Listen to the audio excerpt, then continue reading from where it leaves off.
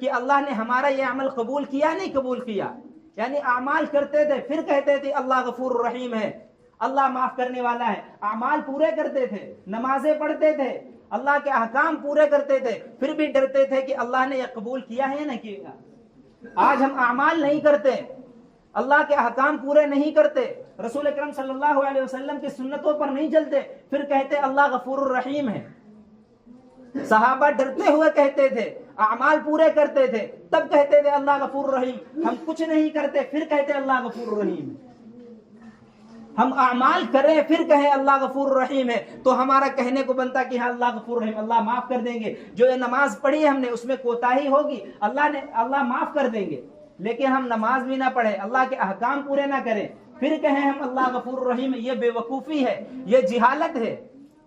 اگر اللہ غفور الرحیم ہم سمجھتے ہیں, بے شک اللہ غفور الرحیم ہے, تو کیا کیا جائے؟ مسجدوں میں تالا لگا دیا جائے, مدرسوں کو بند کر دیا جائے, کوئی اللہ کے احکام کو پورے نہ کرے, صرف یہ دل کے اندر بٹھا لیں کہ اللہ غفور الرحیم ہے. ہمیں یہ سمجھا دیا گیا کہ اللہ غفور الرحیم, کوئی اعمال نہ کرو.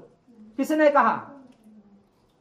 صحابہ تو تھے, اعمال کرتے تھے, پوری رات نمازوں کے اندر گزار دیتے تھے, پھر بھی صبح ہوتے تھے ایسے روتے تھے, ایسے بلکتے تھے جیسا انہوں نے پوری رات غفلت میں گزاری. آج ہم پوری رات غفلت کے اندر گزارتے ہیں, صبح ہو کر کہے نکالتے ہیں, ہنستے ہیں.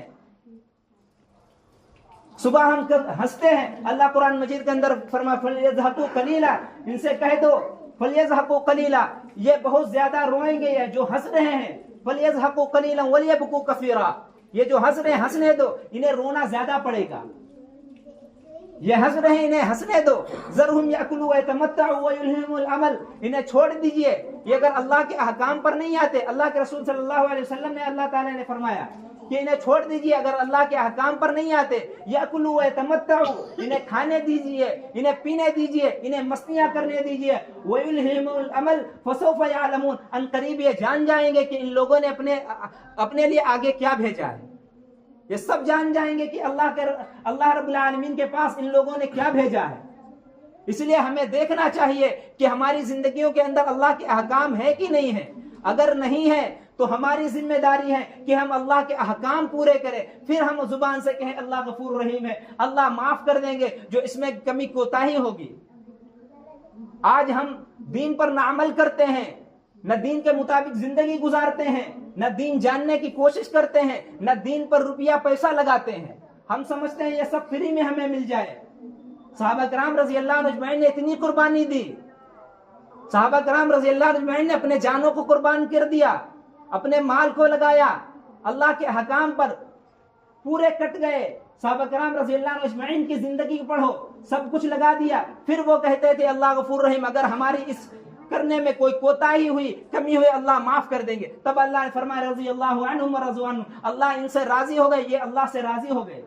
آج ہماری زندگیوں میں اللہ کے احکام نہیں ہیں, اللہ کے رسول صلی اللہ علیہ وسلم کے طریقے نہیں ہیں. ہماری 24 گھنٹے کی زندگی گناہوں کے اندر گزر رہی ہے, اللہ کے حکموں کو توڑنے پہ گزر رہی ہے, اللہ کے احکام, اللہ کی نافرمانی میں گزر رہی ہیں. جو اللہ نے احکام فرض کیے ہیں, نماز ہے, روزہ ہے, ہم کتنا پڑھتے ہیں, کتنی پابندی کرتے ہیں, ہم میں سے ہر شخص جانتا ہے. ہم نماز پڑھنے کے لیے آئے ہیں, جمعے کے دن آئے ہیں نماز پڑھنے کے لیے, وہ بھی پوری نماز نہیں پڑھیں گے. جو بھی پڑھتے ہیں بے دھیانی کے ساتھ پڑھتے ہیں, نہ سیکھ کر پڑھتے ہیں, نہ کبھی کسی کو سنانے کا, نماز پڑھ کر اسے بتانے کا ہمارے اندر جذبہ پیدا ہوا کہ ہم نماز جو پڑھ رہے ہیں اچھی پڑھ رہے ہیں خراب پڑھ رہے ہیں. اس لیے ہمارے دلوں کے اندر شوق نہیں ہے, ہمارے دلوں کے اندر شوق ہی نہیں نماز ہماری صحیح ہے یا غلط ہے. اس لیے ہمیں چاہیے کہ ہم نماز اچھی کریں, اور رکوع اور سجدے لمبے کریں, اور جب نماز پڑھنے کے لیے آئے پوری نمازیں پڑھیں. صرف 2 رکعت یا 4 رکعت فرض نہیں ہے, پوری نمازیں پڑھنا فرض ہے. جس طرح 2 رکعت یا 4 رکعت کا چھوڑنا, اگر ہم چھوڑ دیں فرض, اتنا گناہ ہے, اتنا ہی اگر ہم پوری نہیں پڑھتے اتنا ہی گناہ پڑے گا ہم. اس لیے ہم پوری نماز پڑھنے کے اور سیکھ کر پڑھنے کی کوشش کریں. صحابہ کرام رضی اللہ عنہ اجمعین کی زندگی پڑھو, انہوں نے پوری زندگی لگا دی. ہم تھوڑا سا وقت نماز کو سیکھنے کے لیے نہیں لگا سکتے, اپنے عالم صاحب کو نہیں سنا سکتے, اپنے مولوی صاحب کو نہیں سنا سکتے، ہم سنا سکتے ہیں۔ اس لیے جب ہمارے دلوں کے اندر فکر آئے گی، کوشش آئے گی، تب ہم کریں گے۔ اس لیے اس کوشش کو لانے کے لیے، اس محنت کو لانے کے لیے، ہم اپنی نماز کو جاندار کرنے کے لیے سیکھنا پڑے گا۔ اس کے لیے محنت لگے گی، کوشش لگے گی، اور اس کوشش کو ہمیں کرنا ہے، اس لیے کہ ہم ایمان والے ہیں، ہم مسلمان ہیں۔ اللہ رب العالمین نے ہمارے اوپر ذمہ داری ڈالی ہے کہ خود بھی نیک اعمال کرو، دوسرے کو بھی نیک کام کرنے کی دعوت دو۔ اللہ نے قرآن مجید کے اندر فرمایا فَلَا وَرَبِّكَ لَا يُؤْمِنُونَ حَتَّى يُحَكِّمُوكَ، کہ وہ ایمان والے ہو ہی نہیں سکتے، وہ ایمان والے مسلمان ہو ہی نہیں سکتے جب تک کہ رسول اکرم صلی اللہ علیہ وسلم کے دین کے مطابق عمل کرنے نہ لگے، جب تک رسول اکرم صلی اللہ علیہ وسلم کی زندگی کے مطابق عمل نہ کرنے لگے۔ لَقَدْ كَانَ لَكُمْ فِي رَسُولِ اللَّهِ أُسْوَةٌ حَسَنَةٌ، اللہ نے ہمارے لیے رسول اللہ صلی اللہ علیہ وسلم کی زندگی کو نمونہ بنا دیا۔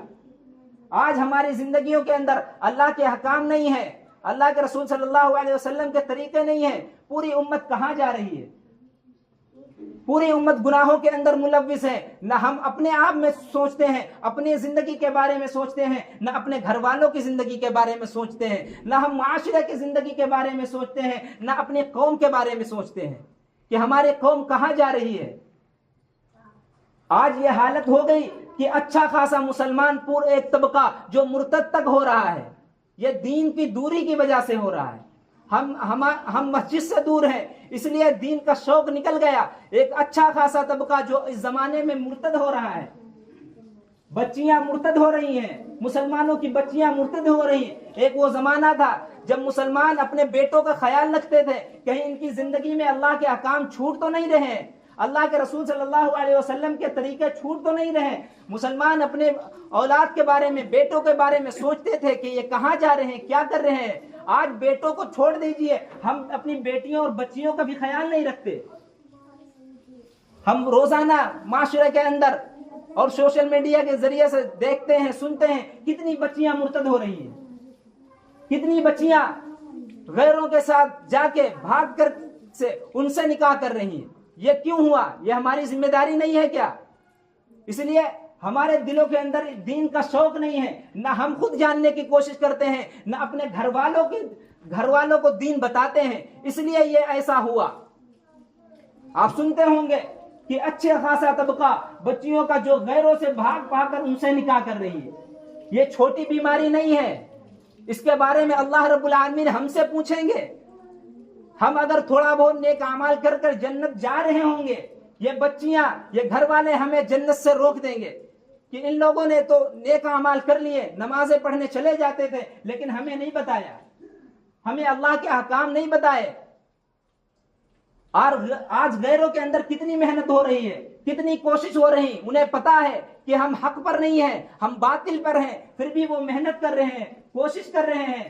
آج ہمیں پتا ہے کہ ہم حق پر ہیں، ہمارا دین سچا ہے، لیکن پھر بھی ہم اس کے لیے محنت نہیں کرتے۔ غیروں کی کتنی تنظیمیں بنی ہیں، کتنی جماعتیں بنی ہیں، وہ مستقل محنت کر رہے ہیں، وہ محنت کرتے ہوئے نہیں تھکتے، اور ہم مسجد میں آنے کے لیے تھک جاتے ہیں۔ ہم مسجد میں نماز پڑھنے کے لیے نہیں آتے، ہم اللہ کے احکام پورے کرنے کے لیے نہیں آتے۔ وہ کتنی محنت کر رہے ہیں، کتنی کوشش کر رہے ہیں، ہم لوگ دیکھتے ہیں سوشل میڈیا کے ذریعے سب لوگوں کو پتا ہے کہ کیا کر رہے ہیں وہ لوگ۔ اس لیے ہماری بھی ذمہ داری بڑھ جاتی ہے کہ ہم اپنی قوم کے لیے کام کریں، ہم اپنی قوم کے لیے کام کریں، خود بھی دین سیکھیں اور غیروں کو بھی سکھائیں۔ اس لیے اگر ہم یہ دین نہیں سیکھیں گے، اپنے گھر والوں کو، اپنی بچیوں کو، بیٹوں کو نہیں سکھائیں گے، اللہ رب العالمین اس کے بارے میں ہم سے پوچھے گا۔ اس لیے ہم سب نیت کریں کہ ہم اپنے معاشرے کے اندر، قوم کے اندر جس طرح وہ محنت کر رہے ہیں اس سے زیادہ ہم محنت کریں گے انشاءاللہ۔ اللہ رب العالمین کہنے سننے زیادہ عمل کی توفیق عطا فرمائے۔